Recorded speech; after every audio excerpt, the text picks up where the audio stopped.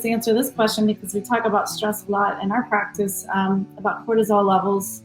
I mean, it can affect people differently. So if the cortisol is high sometimes it's a little difficult. It's almost like your body is in fight or flight mode if you've been under a chronic amount of stress. And acute stress is different than chronic stress. We can have acute stress and be okay and fine. It's just that prolonged stress that tends to be the worst. And that's not good for your health or any of that. But this sounds like a recent event. So definitely check in with yourself and say, is this the right time?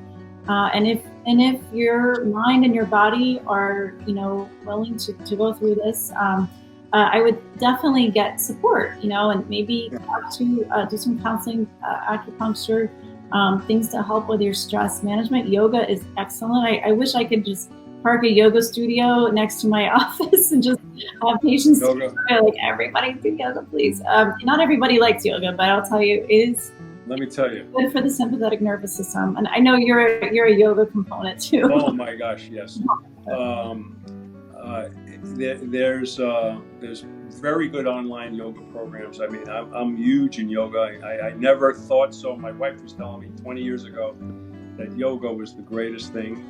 And I never believed her, was trying to do P90X and do all this stuff. but and as you get older, you find that, not only your stress levels, but, you get stiffer, you get, I mean, you just, things change. Yeah. And yoga is the antithesis of aging. It really is. Yeah. And there's definitely a lot of types of yoga. There's restorative yoga. There's, hot yoga. There's power yoga. I mean, there's different types for different, people.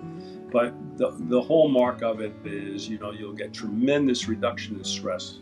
Tremendous. It's so good.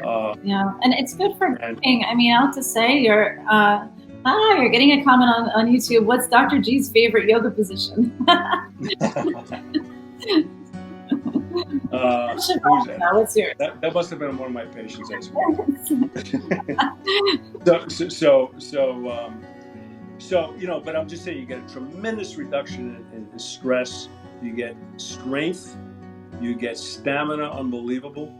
And I mean, it's really an amazing science. I mean, it's been around for 5,000 years.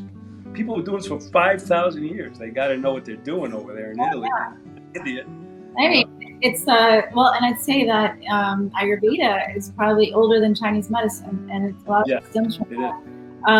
But I'll tell you, with grief, I think grief is something that it's unusual. Sometimes it happens in different times, and you might just be in your car, or you might be doing yoga, and when it kind of like hits you. And I remember with my grandmother passing, I was in yoga class in Shavasana, and I was like, wow, and all of a sudden the tears just come out. So it actually, I think it has a great effect in helping us process our stress. We don't realize what we're under until it happens to us. And these sort of things, actually, these mind-body approaches like, acupuncture, yoga, meditation, it connects your brain with your body. And I believe that fertility treatment also uses your brain to connect to your ovaries. So it's really important to incorporate some form of release, I think. So I hope that helps. And we are getting a couple questions. Okay, one on. Let me just add one other thing to that. Mm-hmm. It's just that even if you're going through any IVF treatment or whatever, just the fact that you're, and particularly a lot of women are professionals. They're coming in really early in the morning, 2-3 times a week. Just the mere ability to do that is adding so much more stress to your life. It's a second job, yeah. and believe me, let me say one thing. If men were primarily the problem with infertility and how to carry babies, there'd be about 3 children in this world.